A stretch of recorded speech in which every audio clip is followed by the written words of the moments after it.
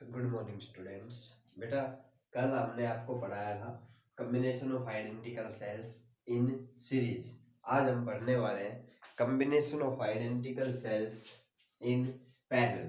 तो कल जब आपने सीरीज में पढ़ा था तो हमने आपको ये बताया था कि भाई अगर हम n आइडेंटिकल सेल्स को सीरीज में कनेक्ट कर देते हैं और एक एक्सटर्नल रजिस्टर R हम उसके साथ लगाते हैं तो इस कॉम्बिनेशन के अंदर जो मैक्सिमम जो करंट है वो कब फ्लो होगा, जब इन सारी सेल्स का जो टोटल इंटरनल रेजिस्टेंस है उससे ज्यादा एक्सटर्नल रजिस्टर हम यहाँ पर लगाए। ठीक है, तो उस केस में हमारे पास मैक्सिमम करंट फ्लो होगा। अभी सेकंड आता है हमारे पास in parallel.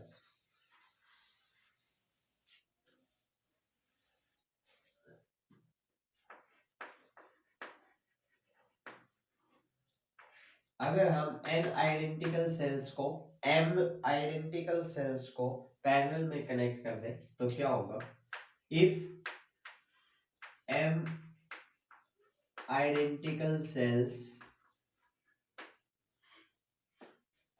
each having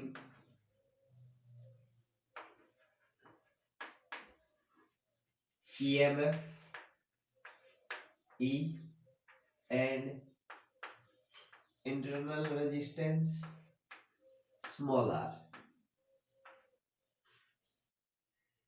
and an external resistor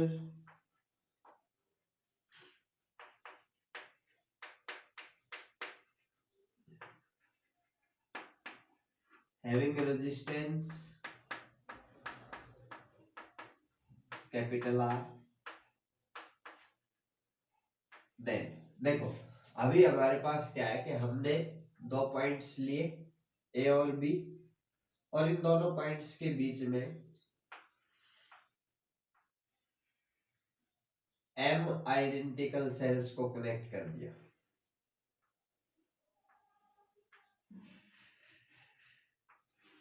इसी तरीके से m सेल्स को हमने यहाँ पर कनेक्ट कर दिया इन दो पॉइंट्स के बीच में। ये पॉइंट हमारा ए और ये पॉइंट हमारा बी। हर एक सेल का जो ईएमएफ है वो है ई, इंटरनल रेजिस्टेंस है स्मॉल आर, और इनके साथ ही हमने लगा दिया एक external register capital R. Clear? अब हमें ये बताना है कि इस कॉम्बिनेशन के अंदर इन सेल्स से जो करंट पास होगा वो मैक्सिमम कब होगा, when current flowing through these cells is maximum। तो इसके लिए हम क्या लेकर चलते हैं कि पहले तो ये जो हमारी m सेल्स है इनका हम टोटल ईएमएफ कैलकुलेट करते हैं। तो इससे पहले जब हमने आपको एक टॉपिक कराया था तो उसमें ये बताया था कि भाई अगर आपके पास आइडेंटिकल सेल्स है, चाहे आपके पास n सेल है, चाहे 2 सेल है, चाहे 5 सेल है, चाहे 20 सेल है, चाहे 100 सेल है, और आप उनको पैरेलल में कनेक्ट कर रहे हैं, तो बेटा जो ईएमएफ है वो उतना ही होगा जितना कि एक सिंगल सेल का होता है, लेकिन इंटरनल रेजिस्टेंस जो है वो चेंज हो जाएगा, टोटल इंटरनल रेजिस्टेंस चेंज होगा। तो जो टोटल ईएमएफ है वो तो हमारे पास क्या हो जाएगा, ई। क्लियर? अच्छा, जो टोटल इंटरनल रेजिस्टेंस है, effective internal resistance,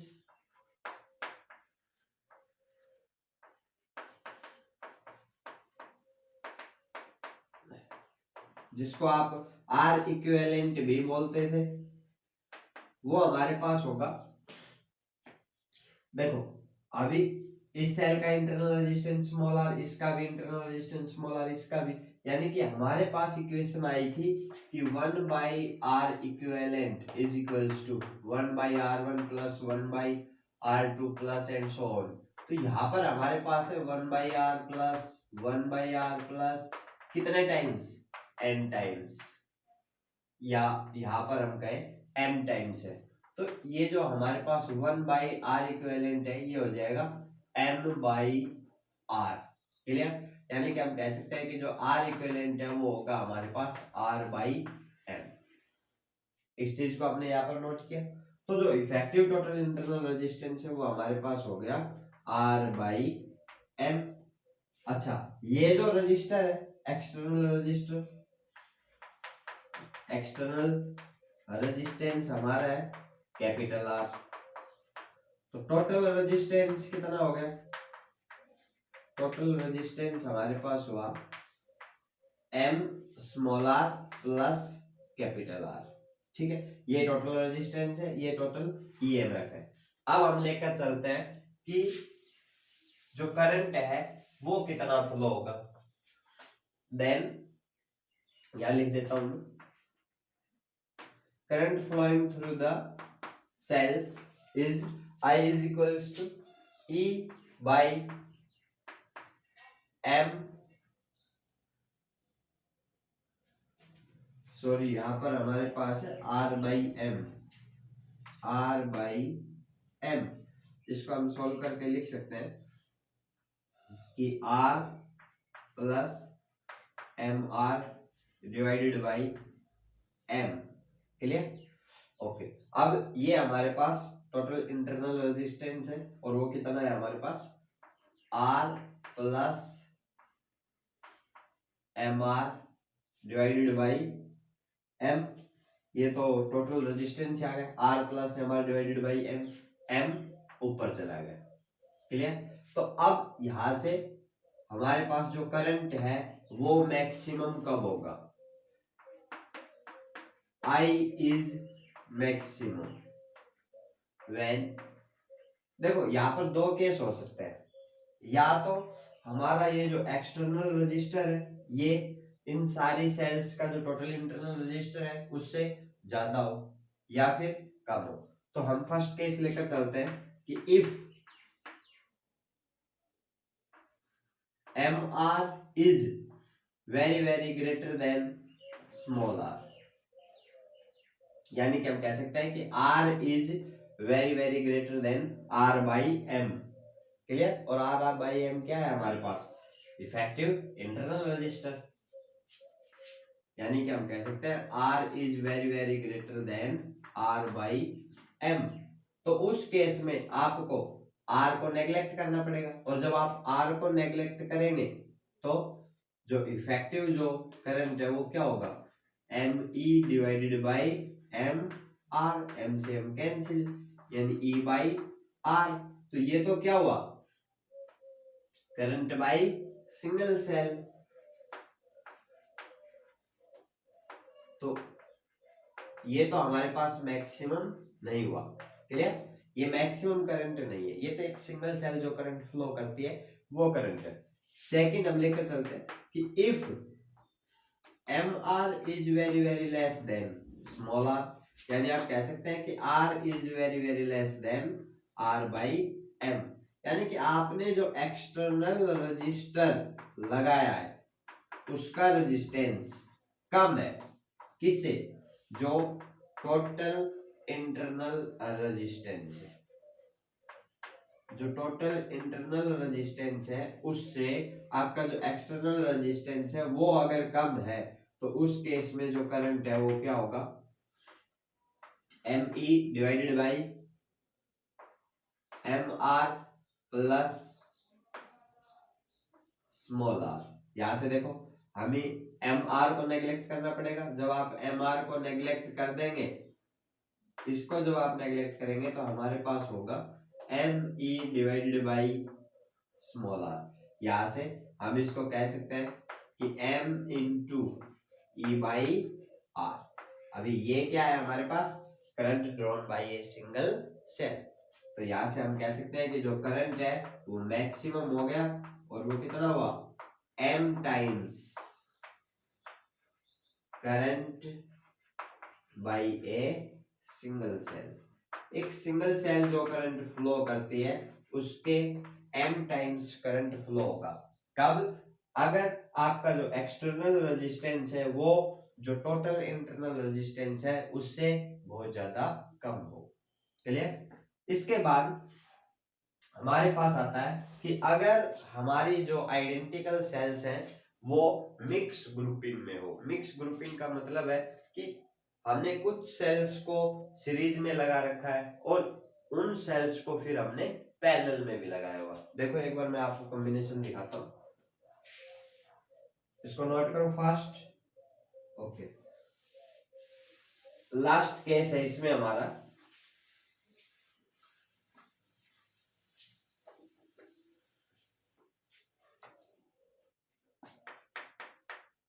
third case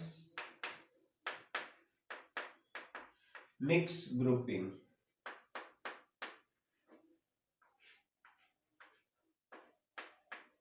देखो भाई हमने क्या लिया कि if n cells n identical cells, ये तो है ही हमारा टॉपिक है आइडेंटिकल सेल्स, तो आप सिंपल लिख के चले इफ n cells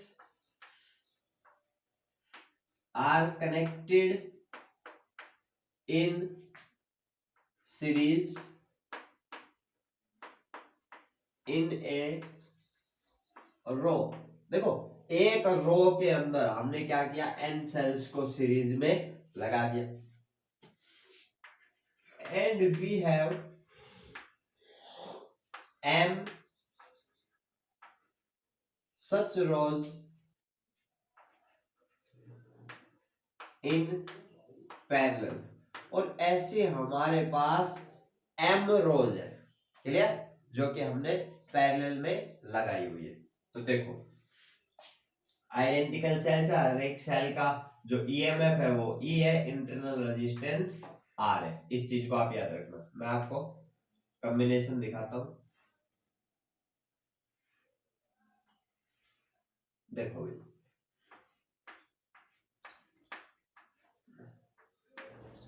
ये हमारी n सेल्स है, ये हमने पैरेलल में लगाई हुई है। ओके सर, इतना आ गया समझ, ठीक है। यहां पर भी हमने इसी तरीके से n सेल्स लगाई हुई है, क्लियर। और ये इसी तरीके से n cell n cell n cell, इनकी हमने m रोज लगाई हुई है। ऐसे ही हमारे पास कितनी रो है, m रोज है, क्लियर। यहां हमने एक और सेल लगा दी, ये एक और सीरीज है हमारे पास,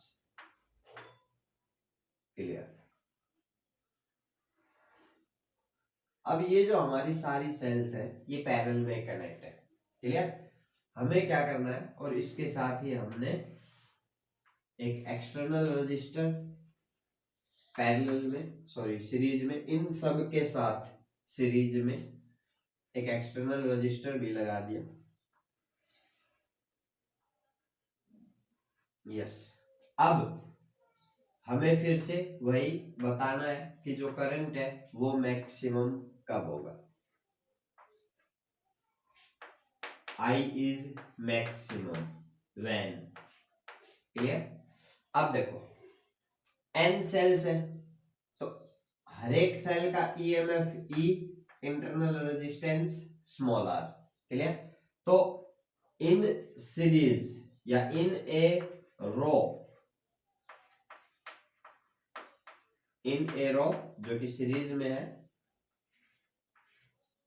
इक्विवेलेंट ईएमएफ, इफेक्टिव ईएमएफ होगा एन ई, और इफेक्टिव इंटरनल रेजिस्टेंस हो गया एन आर। पता है सीरीज में सिंपल ऐड हो जाते हैं। ओके, अब एक जो रो है हम ये कह सकते हैं कि अगर हम इन सारी सेल्स को हटाकर यहाँ पर एक सिंगल सेल लगाएं तो हमारे पास इस तरीके का कॉम्बिनेशन हो गया।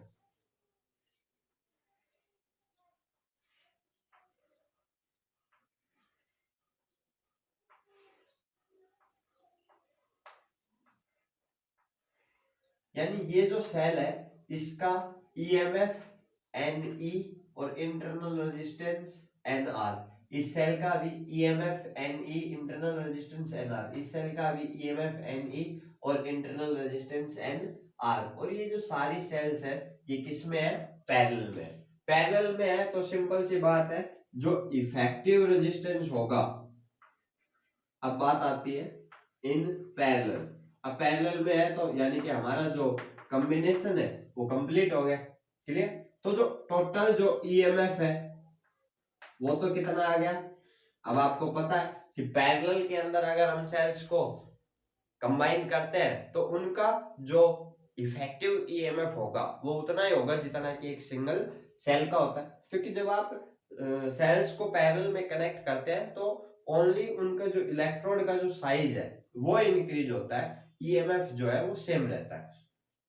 तो यहां से हमारे पास इफेक्टिव ईएमएफ आ गया एन ई, क्लियर। अब ये सारी एन आर जो इंटरनल रेजिस्टेंस है एन आर है हर एक सेल का, और आपने ऐसी एम सेल्स को कनेक्ट किया है पैरेलल में, तो जो इफेक्टिव ईएमएफ होगा, सॉरी इफेक्टिव जो इंटरनल रेजिस्टेंस होगा वो क्या होगा, 1/nr plus 1/nr plus 1/nr, कितने times, m times, clear.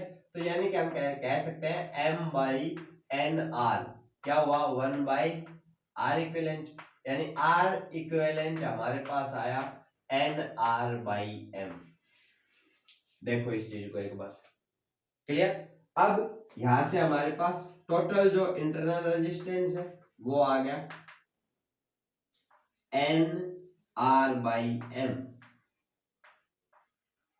Okay. और जो एक्सटर्नल रेजिस्टेंस है वो ऑलरेडी हमें गिवन है, कैपिटल आर, ठीक है। तो यहां से हम टोटल रेजिस्टेंस लेकर चलते हैं, तो टोटल रेजिस्टेंस हो गया हमारे पास internal resistance plus external resistance, यानी कि N R divided by M plus R, यानी इसको हम कह सकते हैं कि N R plus M R divided by M, yes, clear. इसको मिटा देते हैं। अब देखो जो करंट है, करंट हमारे पास फ्लो होगा I is equals to EMF upon internal resistance, EMF upon total resistance. तो ईएमएफ है हमारा n E divided by total resistance है हमारा n R plus M R divided by m. तो यहां से n R plus M R divided by M, M ऊपर चला गया, क्लियर, ठीक है। ध्यान रखना कि जो टोटल इंटरनल रेजिस्टेंस है वो हमारे पास आया था n R divided by m, ठीक है। इसको मैं बाद में बताता हूं।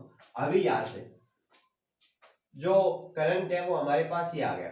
अब देखो ये जो करंट की जो वैल्यू है, अब इसको कह सकते हैं कि I is maximum when n R plus M R is minimum,